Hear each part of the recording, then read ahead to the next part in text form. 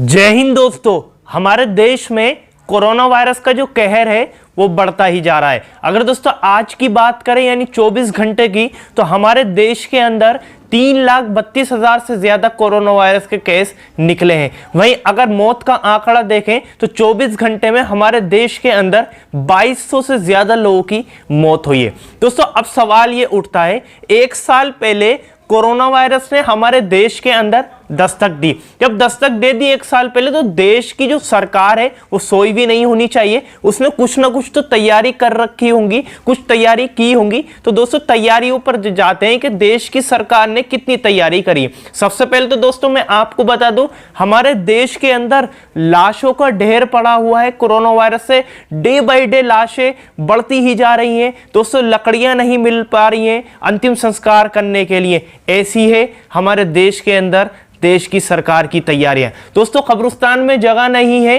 कि कहां पर दफनाएं, ऐसी है हमारे देश की सरकार की तैयारियां। दोस्तों जब एक साल पहले जब कोरोना वायरस ने दस्तक दी, तो हमारे देश की मीडिया ने और हमारे देश की सरकार ने इस कोरोना वायरस ने के अंदर भी हिंदू और मुसलमान ढूंढ लिया। यानी पूरे देश के अंदर एक इमेज बनाने की कोशिश की गई कि अगर कोरोना वायरस पूरे देश भर में फैला है तो निजामुद्दीन मरकज से फैला है, तबलीगी जमात वालों ने फैलाया है, मुसलमानों ने फैलाया। और दोस्तों इस इमेज को पूरे देश भर में फैलाने के लिए उन्होंने गोदी मीडिया का सहारा लिया, क्योंकि गोदी मीडिया जो है हमारे देश के इशारों पर चलती है, यानी देश में जो सरकार है उसके इशारों पर चलती है। दोस्तों हमारे देश के अंदर जो लोग हैं जो अस्पताल में भर्ती हैं, पहले तो बेड नहीं मिल पा रहे हैं, बेड फुल हो गए। हमारे देश की सरकार की ऐसी तैयारी है कि मरीजों को बेड नहीं मिल पा रहे। और दोस्तों बेड जिसको मिल पा रहा है तो उसे ऑक्सीजन नहीं मिल पा रही, जिसको ऑक्सीजन की जरूरत है उसे ऑक्सीजन नहीं मिल पा रही है।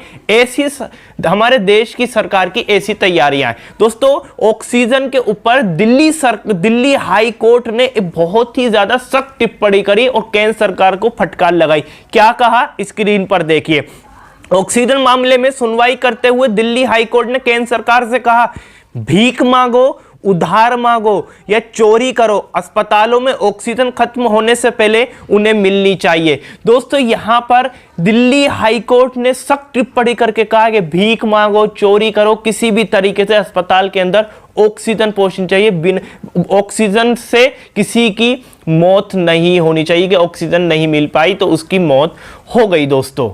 दोस्तों हमारे देश के अंदर जब 2020 में कोरोना वायरस आया था, जब दस्तक दी थी, तो हमारे देश का जो प्रधानमंत्री है नरेंद्र मोदी, उसने एक कड़ा फैसला लिया था। 21 दिन का लॉकडाउन लगाया था और तबलीगी जमात के ऊपर भी कड़ा फैसला, सारे धर्म स्थलों को बंद कर दिया गया था। दोस्तों इस टाइम हमारे देश के अंदर रोजाना 3 लाख से ज्यादा केस निकल रहे हैं और हमारे देश के अंदर कुंभ मेला चल रहा है, जिसमें 2 स्नान हो गए 12 अप्रैल को 14 अप्रैल को, जिसमें बताया गया 50 लाख लोगों ने हिस्सा लिया और वहां पर डुबकी लगाई। और दोस्तों मैं आपको बता दूं, उसके स्नान के अंदर जो साधुओं ने स्नान करा है कुंभ मेले में, वहां पर 2000 से ज्यादा लोग कोरोना पॉजिटिव भी पाए गए। अब दोस्तों कोरोना पॉजिटिव ये 2000 से लोग पाए गए, वो 50 लाख एक साथ इकट्ठे हुए थे, उसका आंकड़ा आप देख सकते हैं। वो देश भर से आए तो वो कोरोना लेकर जाएंगे। उस पर हमारे देश का प्रधानमंत्री फैसला क्यों नहीं लेता? इसके पीछे एक ही राज दिखता है दोस्तों, वोट बैंक। अगर वो कुंभ के ऊपर कोई फैसला लेता है, वो कुंभ को बंद करा देता है,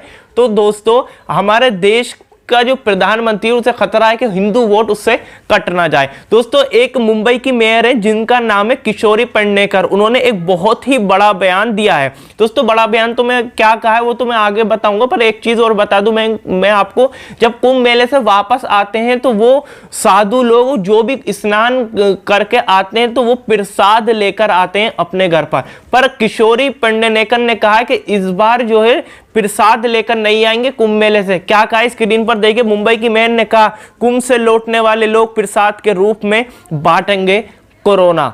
दोस्तों ये बहुत ही बड़ा और एक हैरान करने वाला और एक चिंताजनक, एक टेंशन देने वाला बयान है कि हमारे देश में जो कुंभ मेला चल रहा है उससे कितने लोग बीमार हो सकते हैं, कितने लोगों की जान जा सकती है। पर हमारा देश का प्रधानमंत्री सोया हुआ है, हमारे देश की मीडिया सोई है, क्यों नहीं पहुंचती सरकार से कि कुंभ क्यों नहीं बंद हो सकता?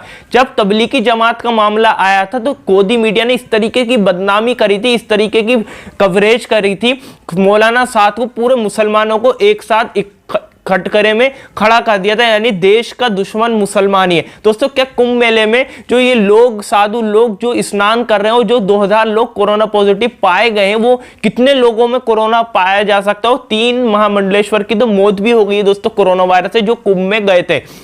अब दोस्तों आप देख सकते हैं कि पूरे देशवासियों को खतरे में डाल रहे हैं, किसी की भी जान जा सकती है अगर कोरोना वायरस हो गया किसी को। और दोस्तों ये बात ये उठती है कि मैं आपको एक चीज और बता दूं, मैं किसी धर्म के खिलाफ नहीं हूं, मैं सिर्फ यही चाहता हूं कि हमारा देश कोरोना वायरस से खत्म हो, हमारा देश कोरोना वायरस को खत्म कर दे पूरी तरीके से, हमारे देश में पूरी तरीके से बिल्कुल कोरोना वायरस नामो निशान मिट जाए कोरोना वायरस का, और हम कोरोना वायरस से जीते। पर हमारे देश की सरकार क्यों चुप बैठी है? रैलियां कर रही है हमारे देश की सरकार, बंगाल में चुनाव रैलियां कर रही है, और देश कोरोना वायरस से जूझ रहा है, उस पर कोई भी ध्यान नहीं दे रही है। मैं किसी धर्म के खिलाफ नहीं हूं, जो लोग चाहे मुसलमान ऐसा करें उनके ऊपर भी प्रतिबंध लगना चाहिए, अगर ऐसा कोई और धर्म का इंसान करता है तो उसके ऊपर भी प्रतिबंध लगना चाहिए, क्योंकि हमारे देश को कोरोना वायरस से जीतना है, हमें अपने देश को बचाना है। चलिए दोस्तों आपकी क्या प्रतिक्रिया इसको लेकर आप नीचे कमेंट बॉक्स में प्लीज जरूर बताइएगा। इस वीडियो ज्यादा शेयर करिएगा, लाइक जरूर करिएगा, चैनल पर नए चैनल को जरूर सब्सक्राइब